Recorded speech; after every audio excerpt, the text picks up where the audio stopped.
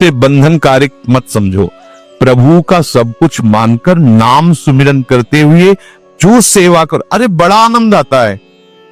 आपको लगता है कि बैठकर भजन होता है, बिल्कुल ये मन की चाल है, नहीं होता।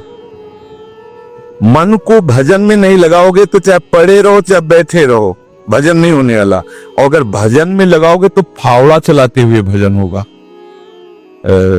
जब नाम का अभ्यास करना था तो नई अवस्था थी, तो गुरुजन हर समय सेवा में लगाए रहते थे। बड़ी बड़ी पत्थर की शिले आश्रम में थे, उठा उठा कर उनको जमा कर खोद के बना बराबर करना, तुलसी का बगीचा लगाना, गेंदे का बगीचा लगाना, और वृक्षों को हैंड पैप से भर भर के पानी 100 बाल्टी खूब सींचना खूब, और उसमें भी नाम स्मरण करना। और जो पूर्व सदगुरुदेव भगवान थे, बड़े ही बाहरी कठोर नियम वाले, और उस समय नाम का अभ्यास उसी समय करवाया गुरुदेव भगवान ने। ऐसे ना पूरे में सोने लगाना, पर गुरुदेव भगवान की कृपा से समझ में आया। तो हमें लगता है कि कोई भी काम करते हुए भजन हो सकता है, कोई भी। अरे जब युद्ध हो सकता है तो और क्या बात है। अब बोलो आपका निर्णय कि मैं परमार्थ में जाऊं या व्यवहार ठीक करूं। हम कह रहे हैं वो व्यवहार ही परमार्थ बना लो ना, भागने की जरूरत कहां है। और जब आपकी अरुचि बढ़ेगी, वैराग्य बढ़ेगा, तो तुम्हें कोई रोक नहीं पाएगा। वो तो स्थिति आएगी, और अगर स्थिति के लिए बिना तुम भागोगे तो यहां के वही प्रपंच करोगे, यहां भी वही प्रपंच करोगे, भजन नहीं होगा। तो पहले तो साधक को इस बात को लेकर संदेह होता है कि संसार का व्यवहार करना कर्तव्य है या भजन करके भगवत प्राप्ति करना कर्तव्य।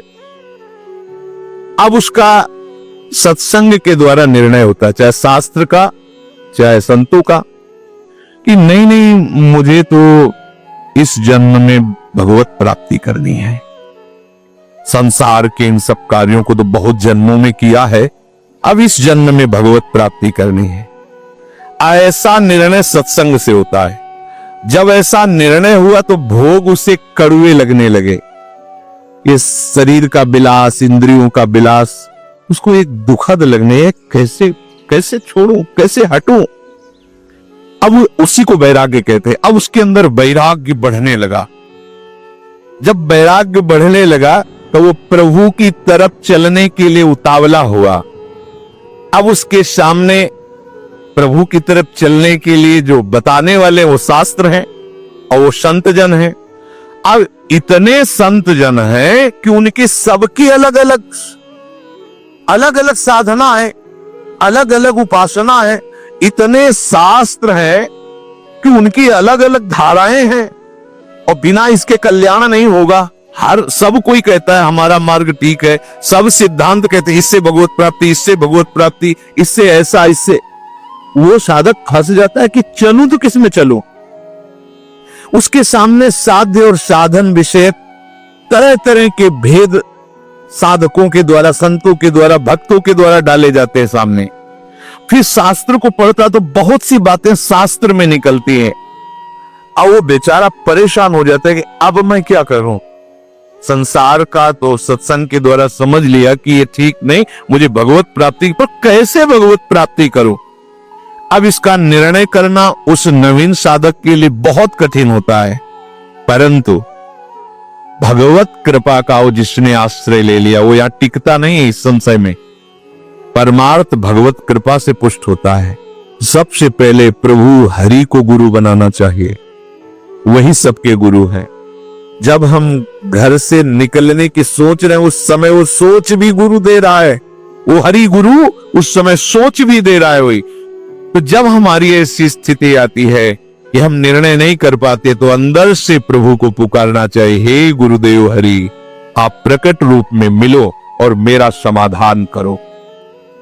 अब जो ही वो अंदर से ऐसी दशा में प्रभु की शरण होकर के पुकारता है, तो भगवत कृपा उसे सदगुरुदेव के रूप में प्राप्त हो जाती है। ये ओहो, जो मैं खोज रहा था वो मिल गया। वो अंदर से भगवान उसको वहां पहुंचा देते हैं, वो बात सुनवा देते हैं, वो सहयोग बैठाल देते हैं, जिससे उसके सारे संशय नष्ट हो जाते हैं। अब वो संपूर्ण शास्त्र और संपूर्ण संतों के मत को प्रणाम करके अपने गुरुदेव की आज्ञा पर चलने लगता है। अलग अलग वर्णन है, संप्रदायों के सिद्धांत, अलग अलग शास्त्रों की युक्तियां वर्णन है। हम कितनी युक्तियां कितनी चलेंगे तो एक युक्ति में ही। तो इतनी बात समझ लेना है कि हम प्रभु के अंश हैं, इसमें किसी भी संप्रदाय का कोई कटाक्ष नहीं। जीव प्रभु का अंश है, इसमें किसी भी संप्रदाय की कोई टिप्पणी नहीं है ना, ठीक है। दूसरी बात, संसार भगवान की माया है, सब संप्रदाय है ना, तो इस माया को त्यागना है। बात समझ में आ गई। तीसरी बात है, भगवत प्राप्ति करनी है। ये तीन बातें किसी भी संप्रदाय में कहीं भी कोई काट नहीं इनकी। हम प्रभु के अंश हैं, ये संसार माया के द्वारा रचित है। संसार का, संसार के भोगों का त्याग करने वाला ही भगवत प्राप्ति की योग्य होता है। भगवत प्राप्ति करना हर संप्रदाय का लक्ष्य है, चाहे उपासना कुछ भी हो। संसार का त्यागना हर संप्रदाय का लक्ष्य है। कोई भी आप शास्त्र सिद्धांत या संप्रदाय देखिए, संसार के भोगों का, संसार की आसक्ति का त्याग, और हम प्रभु के हैं, ये सिद्ध बात है। किसी भी संप्रदाय में हो, जीव भगवान का अंश है, ये निश्चित बात है। तो ऐसा निर्णय गुरुदेव की कृपा से स्वाभाविक हो जाता है कि अब सब सिद्धांतों को भले सुन लें, लेकिन हमें चलना का हमें पता है। हमारे गुरुदेव ने हमें बता दिया है, हमारे माई श्यामाजू को राज, हमें चलना। राहु को काहू मने दिए, पर मेरे प्राणनाथ श्री श्यामा शपथ करो दृढ़ छिए, मन क्रम वचन त्रिशुद्ध सकल मत, हम श्री हित हरिवंश उपासी, हा हरि रा राधा व वृंदावन सा सहचरी। साधक की बुद्धि गुरुदेव के प्रताप से उपासना में निश्चल हो जाती। एक एक बात को समझिए। प्रभु कह रहे, जिस काल में शास्त्रीय मतभेदों से विचलित हुई तेरी बुद्धि निश्चल हो जाएगी, परमात्मा में अचल हो जाएगी, उसी काल तू योग को प्राप्त हो जाएगा। कैसे होगी निश्चल? अगर हम शास्त्रों में भटकते रहो। कई बार समझने के बाद भी ये निश्चय होता था कि ये आश्रय ठीक है या अहम ठीक है, क्योंकि जब एको हम बहुत श्यामा वही ब्रह्म बहुत रूप, मैं भी तो ब्रह्म हूं ना। मैं भ्रम से अपने को अंश मान रहा हूं, भ्रम से अपने को जीव मान रहा हूं, भ्रम से अपने को शरीर मान रहा हूं, वही हूं। सेवक से विभाव बिन भाव न तरी उर्गारी। गोस्वामी जी कह रहे, बिना सेवक और स्वामी के भाव के संसार से तरा नहीं जा सकता। एक में है सेवक स्वामी भाव के बिना नहीं तरा जा सकता, और एक है कि जब तक सेवक स्वामी भाव भेद है तब तक अविद्या है, अविद्या है तो मोक्ष नहीं। बड़ा झंझट है, बड़ी समस्या है। उसका समाधान केवल गुरुदेव के वचन से होता है। मोक्ष मूलम गुरु कृपा, वो बता दी, ऐसे चलो बस। दूसरे के लिए सुनना, दूसरा कोई गलत नहीं है। बहुत से मार्ग हैं, बहुत से संप्रदाय हैं, बहुत से सिद्धांत है। हम सब संप्रदाय, सब सिद्धांत, सब मार्गों को एक साथ नहीं निर्वाह कर सकते। एक मार्ग में चलेंगे तो जो हमें गुरुदेव मिले भगवत प्रेरणा से, उनके द्वारा बताई हुई साधन पद्धति में अपनी बुद्धि निश्चल कर दे। निश्चल कोटि जन्म लग रगर हमारी बरौ शंभुनता, राहों कुमारी, इसे निश्चलता कहते हैं, इसे अटल कहते हैं। चाहे जितनी परीक्षा ले लो, चाहे जैसा दुख दे दो, चाहे जैसा प्रलोभन दे दो, लेकिन अब अपने प्रियाजू के गोरे चरणार बिंद के सिवा अन्य आश्रय नहीं ले सकते। ये अचल बुद्धि हो गई। साधक की बुद्धि निश्चल हो जाती है कि अब तो मुझे केवल प्रिया प्रीतम का नाम रटना है, प्रिया प्रीतम की सेवा करनी, प्रिया प्रीतम के भरोसे में रहना और प्रिया प्रीतम के पास ही जाना है। ये निश्चय लगभग ऐसा तो हो गया होगा, क्योंकि सत्संग सुन रहे बहुत काल से। कई बार सत्संग में कहा चित्त का समाधान हो जाना ही उपासना की परिपक्वता है। यदि आपसे कोई प्रश्न करे कि आपका उपासना का स्वरूप क्या है, तो श्री राधाजुग चरण निवास, बस आगे कुछ है ही नहीं। हमारा केवल उपास्य तत्व प्रेम, प्रेम का मूर्तिमान स्वरूप लाडली लाडली के गोरे चरणारविंद, बस। भजन साधन ये सब उनकी कृपा से हो रहा है। हमारा लक्ष्य केवल लाडली, भरोसा केवल लाडली, अपनापन केवल लाडली। अभी जीत गए, अभी जीत गए। ज्यादा जैसी तरिवंश प्रपंच बंच सब काल ब्याल को खायो, यह जिये जान श्याम श्यामापत कमल संग सिर नायो। मुझे प्रियालाल को प्राप्त करना ये दृढ़ निश्चय हुआ गुरुदेव की कृपा से। ऐसा दृढ़ निश्चय होने वाली बुद्धि को अचल कहते हैं। जब दृढ़ निश्चय हो जाता है तो साधन अब सिद्धावस्था में परिणित होने लगता है। ध्यान रखना, जब तक ये करें कि ये करें कि ये करें कि ये करें ऐसा चलता रहता है तब साधक रहता है। और जब ये निश्चय हो गया है अब उसका साधन सिद्धावस्था की तरफ जा रहा है, क्योंकि अब उसको निश्चय की जरूरत नहीं, वो हो चुका है। प्यारे जो वृंदावन धाम नाम रूप लीला उनके गुणों का गायन ये हमारा तय हो चुका है, इसमें कोई मिलावट नहीं होगी। अब साधन नहीं हो रहा, अब वो धीरे धीरे परिपक्व हो रहा है, गाढ़ हो रहा है, वो सिद्धावस्था की तरफ जा रहा है। तभी प्रभु कह रहे हैं कि बुद्धिस्तदा योग मवाप्स्यसि, अब वो योग को प्राप्त हो रहा है। निश्चय हो गया, अब योग को प्राप्त। देखो निश्चय है कि नहीं, ना हो तो कर लीजिए।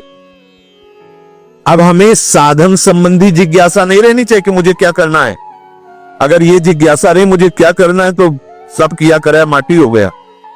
मुझे क्या करना है, प्रियाजू कहूं, प्रियाजू के लिए श्वासें, प्रियाजू के लिए शक्ति है, उन्हीं के द्वारा दी, उन्हीं की, चाहे गृहस्थी में हो चाहे विरक्ति में हो, प्रियाजू कहूं, प्रियाजू के लिए चेष्टा करो। प्रियाजू ही हमारी मालिक है, हमारे जीवन का पूरा अधिकार प्रियाजू को है। अब वो दुख दे सुख दे, लाभ है हानि है, दुर्गति है, नरक है, स्वर्ग है, इसकी मुझे कोई परवाह नहीं। इतना तो निश्चय हो जाना चाहिए। और इतना निश्चय हो जाए तो भगवान से भी कृपालु हमारी लाडली जी हैं। भगवान को बहुत करुणा समुद्र कहा गया है भी, लेकिन उस करुणा समुद्र का गाढ़ रूप श्री लाडली जी महाराज है। अरे इनके भरोसे हो जाने पर अलबेली सरकार है, कहीं आज तक पर जल्दी कोई भरोसा इधर का पा नहीं पाता, क्योंकि ये एकांतिक महल है। और जिसे भरोसा मिल गया और निहाल हो गया, निहाल हो गया। अब उसे प्रियाजू के साथ नित्य संयोग का अनुभव होने लगेगा। ध्यान दीजिए, बुद्धि का निश्चय, उपासना का परिपक्व अवस्था की तरफ पदार्पण हो रहा है। अब उसे प्रतिपल लग रहा है कि प्रियाजू हमारे साथ है, लग नहीं रहा है। छिन छिन बिहरत संग, सेवक जी कह रहे, छिन छिन बिहरत संग, छिन छिन निरखत प्रेम भरी, और छिन जस कहत अभंग, ये जो कृपा हरिवंश की। निश्चय में जितनी कमी होती भगवत प्राप्ति में उतनी ही देरी होती है। निश्चय में जितनी कमी होती है भगवत प्राप्ति में उतनी देरी होती है। क्रिया से भगवत प्राप्ति नहीं है, निश्चय से भगवत प्राप्ति है। निश्चय गुरु कृपा से होता है, गुरु वचनों से होता है, सत्संग से होता है। जब बुद्धि अपने आराध्य देव में निश्चल हो जाती है तो उससे नित्य योग का अनुभव होने लगता है। संसार से संबंध विच्छेद करने के लिए बुद्धि को निश्चल होना ही चाहिए। अगर निश्चल, तभी हम कई बार कहते हैं माता पिता का भरोसा रखेंगे तो आप हमारे आराध्य देव और गुरुदेव के वचनों पर चल ही नहीं सकते। भोगेश्वर प्रसक्ता नाम तया प्रहृत चेतसाम व्यवसायत्मिका बुद्धि समाधो न विधीयते, नाटक हो जाएगा। अगर ऐसा होता तो रघुनाथ दास गोस्वामी जी जगन्नाथ जी में अखंड भंडारा शुरू कर देते, हलवाई भेजे थे, रुपए भेजे थे। दोनों पिता जो भाई थे, बड़े अरबपति खरबपति उस समय थे, मजूमदार पदवी उनको प्राप्त थी, पूरा राजा महाराजाओं जैसा नहीं।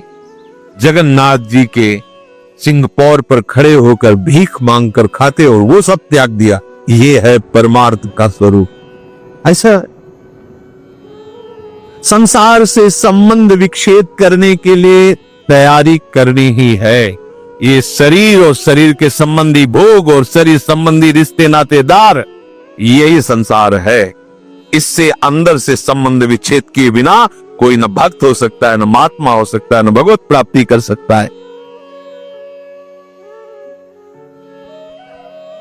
जो प्रभु से बिछुड़ा हुआ बहुत जन्मों से है और संसार से अपनापन किए हुए है, अब बिना ये अपनापन संसार से हटाए प्रभु से योग हो ही नहीं सकता। चाहे जिससे आशीर्वाद मांग लो, चाहे जिससे आप जा करके कहो कि हमें हाथ रख दो। और लोग ऐसे बावरे हाथ पैर रखने से कुछ होता है क्या? कुछ नहीं होता। बड़े बड़े सिद्ध महापुरुषों के दर्शन हुए जो ब्रह्माकार वृत्ति में, उनके जब वचन सुने तो केवल साधन पक्ष की बात की है। आप अपने भजन पर अधिकार रखो, केवल आप अपने संयम नियम पर अधिकार रखो, अपनापन प्रभु से रखो, बस यही आशीर्वाद है कि तुम्हारा साधन बन जाए, तुम्हारा उपासना में मन लग जाए, ये आशीर्वाद है। अगर इसमें नहीं लगा तो कोई आशीर्वाद फलीभूत नहीं होगा। ये सब भ्रम की बातें छोड़ दो, नौटंकी नाटक अलग चीज है। ये ले उसे संतरा और हाथ सहला दिया और फिर लिफाफा रख दिया, ये नाटक तो बहुत बढ़िया हो सकता है, लेकिन ये आशीर्वाद मत समझना। तुम्हारी भजन में रुचि हो जाए, तुम्हारी विषयों में अरुचि होकर संयम नियम पूर्वक प्रभु आराधना में मन लगने लगे, ये संत का आशीर्वाद फलीभूत हो गया।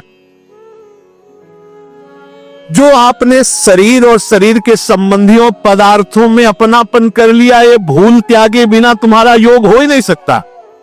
कितनी बढ़िया बात, बड़ी अमृतमयी बात है। और जब आप संसार से वियोग करोगे तो प्रभु से योग स्वाभाविक हो जाएगा, करना नहीं पड़ेगा, क्योंकि वो हमारे हैं। संसार से योग करना पड़ता है, योग होता भी नहीं है। कहां अपने हाथ में कुछ लग रहा है क्या? प्रतिपल आयु नष्ट होती चली जा रही, प्रतिपल जो वस्तु पदार्थ सब दूर होता चला जा रहा है, आप उसे पकड़े हुए केवल हो। और इनको छोड़िए तो प्रभु से योग करना नहीं पड़ेगा, हमारा योग है वही जागृत हो जाएगा, स्वाभाविक जागृत हो जाएगा, हमारी बुद्धि प्रभु में निश्चल हो जाएगी। अब प्रश्न बनता है कि जिसकी प्रभु में बुद्धि निश्चल हो जाती है उसके क्या लक्षण होते हैं? अर्जुन जी कह रहे, स्थित प्रज्ञस्य का भाषा समाधिस्थस्य केशव, स्थित धी किम प्रभासेत किमासीत ब्रजेत किम। जिसकी बुद्धि प्रभु में स्थिर हो जाती है, अचल हो जाती है, निश्चल हो जाती है, उसके क्या लक्षण होते हैं? अर्जुन ने पूछा। वो स्थिर बुद्धि वाला कैसे बोलता है, कैसे बैठता है, कैसे चलता है और कैसे व्यवहार करता है? बहुत सुंदर विषय। जिसकी बुद्धि प्रभु में स्थित हो गई है, अर्जुन जी प्रश्न कर रहे हैं कि वो कैसे लक्षण होते हैं तो समझा जाए कि इसकी बुद्धि स्थित है। वो कैसे बोलता है, उसकी वाणी से कैसे पहचान किया जाए कि जो बोल रहा है ये स्थिर बुद्धि वाला है, या जो बोल रहा है वो चलायमान बुद्धि वाला है। अभी परमात्मा में इसकी निश्चयात्मिका बुद्धि नहीं हुई है। वो बैठता कैसे है, वो व्यवहार कैसे करता है, वो चलता कैसे है? अर्जुन जी ने ऐसा प्रश्न किया तो प्रभु उत्तर दे रहे हैं कि प्रजहाति यदा कामान, बहुत अमृतमय वचन है।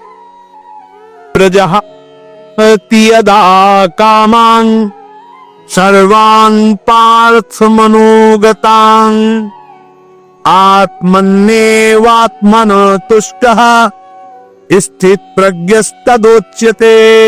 आहा, जो स्थित प्रज्ञ बुद्धि, स्थित अचल, जिसकी बुद्धि अपने आराध्य देव में अचल हो गई है। किसकी? जिसकी संपूर्ण कामनाएं भली भांति शांत हो गई है। सर्वान कामान, संपूर्ण कामनाएं प्रजहाति भली भांति शांत हो गई, अब कुछ नहीं चाहिए। वो अपने आप से अपने आप में संतुष्ट रहता है। इसके दो भाव हैं। वो अपने आत्म स्वरूप में नित्य आनंद में डूबा रहता है। भक्ति में वो अपने आप से अपने आप में आनंदित है। अपने आप कौन है? हमारे प्रभु है। किसी क्रिया से नहीं, किसी पदार्थ से नहीं, बाहरी किसी सपोर्ट से नहीं, इसीलिए अपने आप से, आत्मन्य वात्मना तुष्टा, अपने आप से। प्रियाजू को सबसे ज्यादा प्रसन्नता और सुख पहुंचाने वाली बात है आपको अपने आप को दे देना है। यही सबसे बड़ी सेवा है। हम लोग बचा के अपने को रखते हैं और पदार्थ आदि देना चाहते हैं। हम महीना तुम्हें दे सकते हैं, हम रुपए क्या भोग सामग्री दे, लेकिन हम, हमारे लड़के, हमारा परिवार, हमारी ये, हमारी हम,